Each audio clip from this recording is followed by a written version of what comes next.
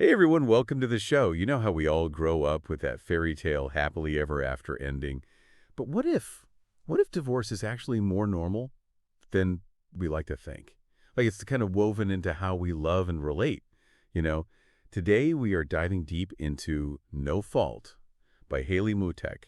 It's a memoir, so we get her personal story. But hold on, because she throws in all this fascinating history and sociology about love, marriage, and, yep, you guessed it, divorce. Want to check it out? We've got the Amazon link right in the description below. And hit that like and subscribe so you don't miss out on more deep dives like this one.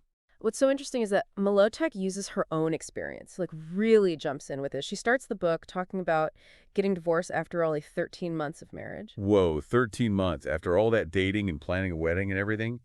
That's got to rock your world and make you question everything. Yeah, totally. And it really makes her rethink like all those expectations we have about relationships. But you know what's wild? This questioning started for her way earlier. She tells this story. She's like 10 years old and suggests to her mom that she should divorce her dad. Wow, so it was there even as a kid, like she was picking up on something.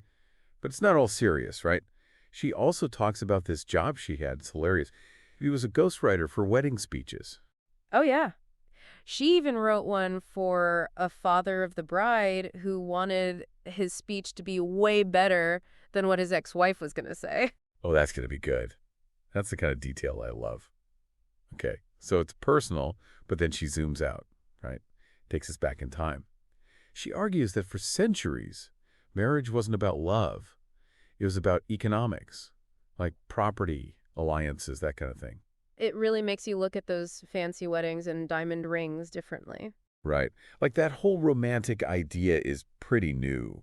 Exactly. And even in the Victorian era, which everyone thinks was so uptight, they were saying that it basically promoted being single if you were going to be in a bad marriage. Imagine that. Better single than miserably married. Haha, I could get behind that Victorian trend, okay. But history is one thing.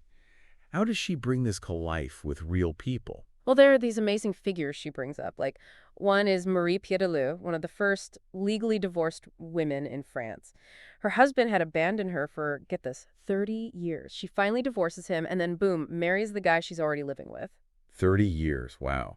I guess sometimes divorce is just catching up to what's already happening, right? And it makes you think about why she stayed that long. What were the pressures back then? But hold on, because this next one is a twist. Low-Tech talks about the Nazi regime. You'd never think they'd be into no-fault divorce, right? I mean, weren't they all about traditional families? Right, but they were practical. Divorce meant more remarriage, which meant more babies. It all fed into their whole agenda. It's kind of scary when you think about it. Yeah, definitely makes you think twice about the reasons behind stuff. Totally. And then around the same time in the U.S., marriage counseling starts popping up. Paul Popenoe, he gets pretty famous. Okay, marriage counseling, I get it. But what's the unsettling part? Oh, right. Well, Popenoe, he had this background in eugenics. Oh, yikes. Well, That's yeah. a whole other can of worms. Yeah, makes you wonder what was behind those early ideas about therapy. For sure. But it wasn't all bad, right? Oh, absolutely not. This is also when second wave feminism is happening. Think Betty Friedan. She's saying, hey, women don't have to find fulfillment just through marriage and kids. Her book, The Feminine Mystique, totally changed the conversation. It's so cool how those activists didn't just write. Low-Tech talks about how they had this sit-in at the Ladies' Home Journal office, demanded a more, liberated magazine. Yeah, and they even went after that Can This Marriage Be Saved column, the one that always pushed staying together no matter what. So they were like, enough is enough, let's get real. I love that. It shows you how a change happens. You got to push back against those old narratives. Absolutely. And it wasn't just changing minds, it was about helping women who were going through divorce. Mlotek brings up Tish Summers. She talked about the displaced homemaker. It's so relevant. Even now, a lot of women put their careers on hold for family. Then after divorce, they're left with nothing. It's not just emotional, it's economic too. Exactly. And Mlotek keeps going deeper into this. She brings up Constance Arons. Okay, so now we're getting into the nitty-gritty of how divorce actually plays out. You got it. Arons wrote this book, The Good Divorce. It challenges the whole idea that divorce has to be this awful, destructive thing. The good divorce. That's interesting. Yeah, she focuses on families that aren't totally messed up. Their goal is to stay a family, even if they're living apart. She calls it the binuclear family. Binuclear family. Okay, I like that. Mlotek even shares this funny story. Avron's own mother, she thought the book was called Divorce is Good. Like, divorce is a good thing. It shows you how much stigma there was back then. Yeah, even saying good divorce, people would freak out. But this new way of thinking, it's not just in books. Mlotek also talks about Lee. She's a lawyer and a YouTuber. Oh yeah, Lee's great. She's all about the reality, the money side of things. She breaks down what it's really like to be a stay-at-home girlfriend. Right. That's so important. It's easy to romanticize relationships. But we got to be real about the financial side, too. Okay, so we've got history, societal pressures, and money all tied into this. But what about pop culture? Movies, TV, that kind of stuff. How does Mlotek see them reflecting these changing views on divorce? That's where it gets really fun. She talks about these awesome movies that show divorce in a more realistic way. Not just the same old cliches like An Unmarried Woman from 1978. Oh, I remember that one. Jill Clayburgh is incredible. Totally. And what's so groundbreaking is that the character, Erica, she's allowed to be angry, sad, all of it. Her husband leaves her, and she doesn't have to pretend she's fine. It's like the film gives permission to feel those emotions, which, let's be honest, are totally normal after a divorce. Exactly. And there are other films too, like 20th Century Women. It came out a few years ago, and it's about this single mom raising her son with the help of her chosen family. It shows that families can look different, it's not always the traditional mom, dad, and kids. I love that. Families come in all shapes and causes. It's about the connections you build. But speaking of family, let's talk about Mlotek's own story. Yes, because her personal journey is a big part of No Fault. It's not just about the research and the history, it's about how she navigates life after divorce. And that's where we'll pick up next time, right here on the Deep Dive. Welcome back. So we were talking about how Haley Lotek looks at pop culture and how it shows divorce. But now I'm really curious about her own life, like what happens for her after her marriage ends. Well, she doesn't just jump on the dating scene or anything. She's actually drawn to other people's stories of separation and divorce. There's this artist couple, Carol and Ferd.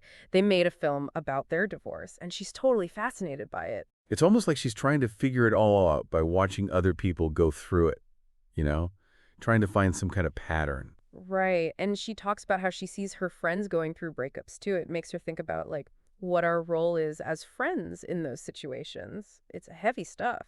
Totally. Sometimes those friend breakups can be harder than romantic ones. You're trying to be there for both people, and it can get messy. But what about Mlotek? Does she start dating again after her divorce? Yeah, she does. But she talks about how weird it feels to use labels like girlfriend and boyfriend. It's like she's more into the connection itself, not what society says it should be. Yeah. It's about defining it for yourself, right? Not letting those old expectations box you in. Did she ever talk about what kind of connections she was looking for? There's this really powerful moment where she's heartbroken after a breakup, but then she realizes the sadness isn't about her marriage ending. It's about her own ability to love and be vulnerable. It's pretty amazing. That is amazing. It's like even breakups can teach you something about yourself. But, dating can be risky too. Did she share any not so great experiences? There is this one encounter that's pretty disturbing. She meets this guy, seems nice at first, they go to a work thing together, but then he starts pressuring her to drink, gets kind of aggressive, and says some really creepy things. Oh, God, that's awesome. It's a good reminder to always trust your gut, even when someone seems okay at first. Totally, and she's really honest about how confused and hurt she felt, even questioned her own judgment. But what matters is shot out of there. Yeah, for sure. Setting boundaries is so important. It's clear that Mlotek is all about looking inward, but does she ever talk about the more practical side of divorce? Well, not so much the legal stuff or finances. She focuses more on the emotional and social side.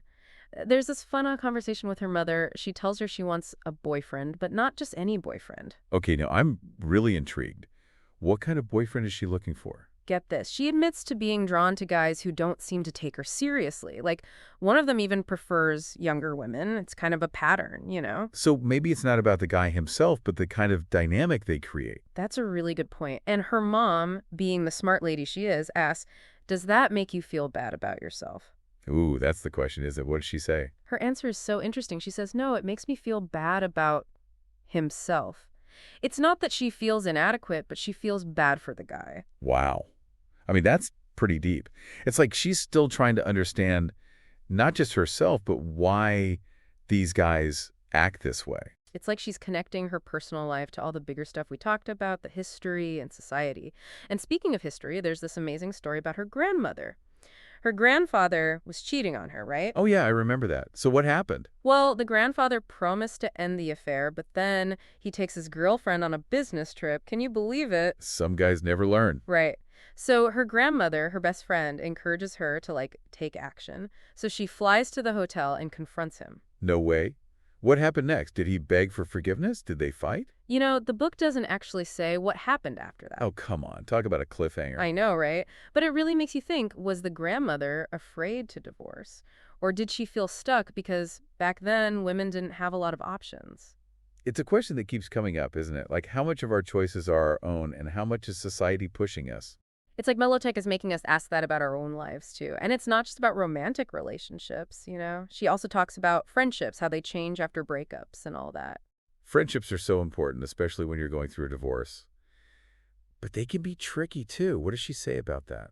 She talks about this group of friends. They've been through it all together, all the relationship ups and downs. They're like a family, you know? Absolutely. Your chosen family can be just as important as your blood relatives.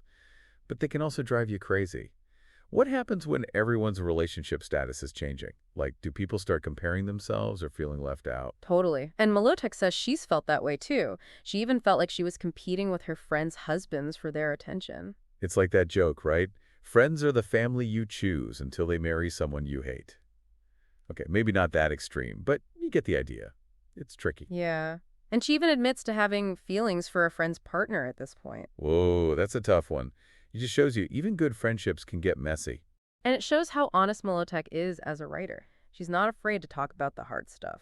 Through all of this, it sounds like she's looking for something deeper, right? Like it's not just about finding a partner. It's about understanding love and loss and how all of it makes us who we are. Exactly. And that brings us to what she says about the why of divorce. It's not always about finding the one big reason or placing blame.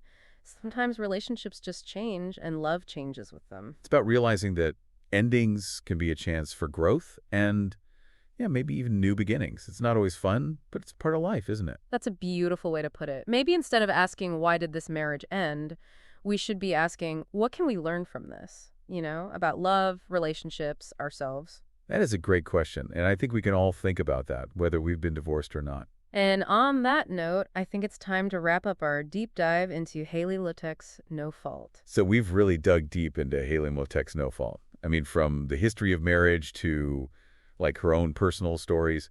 It's a lot to unpack. Yeah, definitely. And what strikes me is how Mlotek isn't just, like, observing all this. She's living it, too. You know, always looking for those connections, trying to figure things out. Right. From the start, with her parents' marriage to her own divorce and dating, it's like she's always trying to understand why people get together and why things fall apart. Like she's searching for those big truths about relationships in history and in her own life. And she's really honest about it all, even the tough parts. You mentioned that dating experience she had that was kind of scary.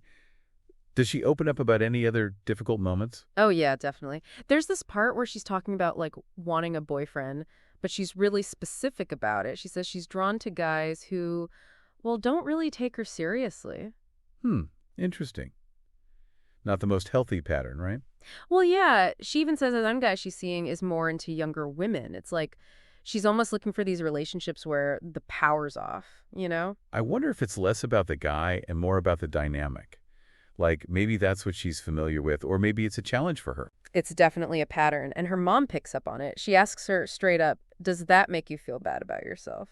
Ooh, that's got to sting a little. What did Mlotek say? She says, no, it makes me feel bad about himself. Like, she's not putting herself down. She's feeling bad for the guy.